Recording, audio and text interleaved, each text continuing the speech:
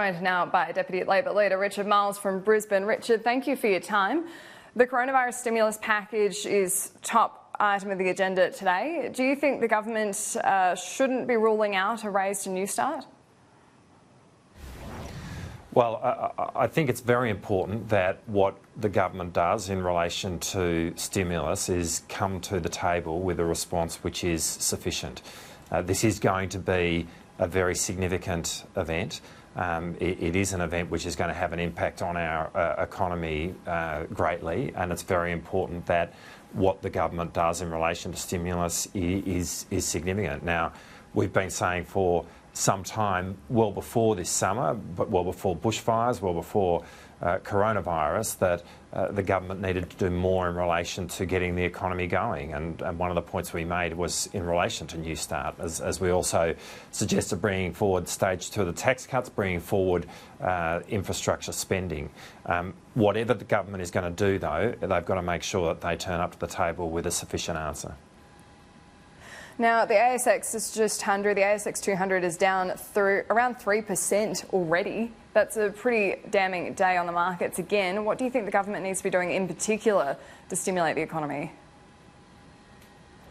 Well, it's a matter for the government to put forward its package. As I said, and I've just outlined, we've been saying for some time, well before this summer, that the economy needed stimulus, and we've made suggestions in relation to that.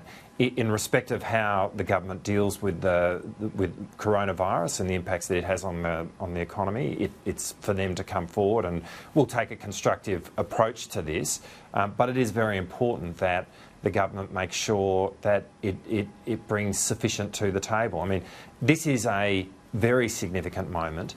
It is a moment where what we need from our government is leadership. It's a moment where we cannot afford as a nation to have any form of complacency, and it's really important that the government brings forward a sufficient response. We've had Matthias Cormann on again this morning saying that they won't be engaging in what he says is a Rudd-Gillard cash splash that was reckless. Do you think the government should be looking at cash payments to stimulate the economy?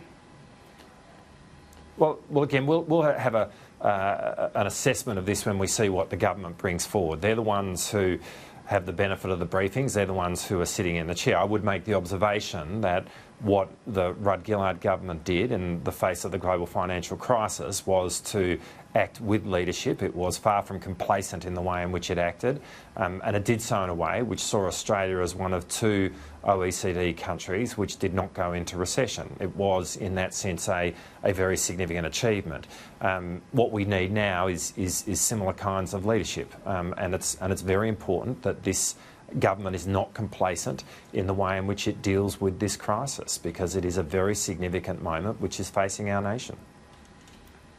Now, can I ask, we've just had Scott Cam on the show in his talking about his role as skills ambassador. He was pretty defensive about his salary of $350,000 because we know up until this point it's been 5 months and we've had about 10 social media posts out of it. Do you think the government's getting a good deal for the taxpayer out of this deal with Scott Cam? Well, I listened to the interview. I think defensive is a fair word to use.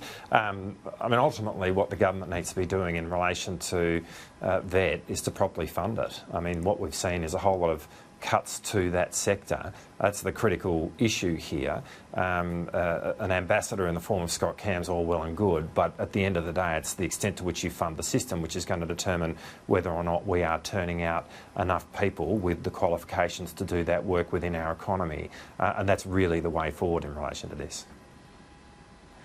And just finally, when we're discussing the domestic violence response after, in particular, Hannah Clark's horrific murder, her and her 3 children, in Brisbane last week, this has prompted a national discussion. Right at the time, we have the family law inquiry kicking off in Townsville with Pauline Hanson as one of the key committee members. Do you think it's appropriate that she is part of that inquiry, given her comments in the past about the family law courts driving men to domestic violence? Well, there are certainly comments that Pauline Hanson has made in this space which I feel very uncomfortable with. You know, we have had the very sad funeral yesterday of Hannah Clark and her 3 children, and what occurred to that family is unimaginable. And has to be a call to action for all of us that a woman every week dying at the hands of somebody who at one point in their lives said they loved her is utterly unacceptable for our nation. And these kinds of horrific incidents, which ought to be a moment where we say no more, this must be the end, they recur in our country. And until we deal with this, it becomes something which characterises us. And it's absolutely essential that, completely above politics, that we bring to the table all the resources that we possibly can to make sure that we are ultimately dealing with this issue and bringing an end to it. Richard Marles, thank you for your time.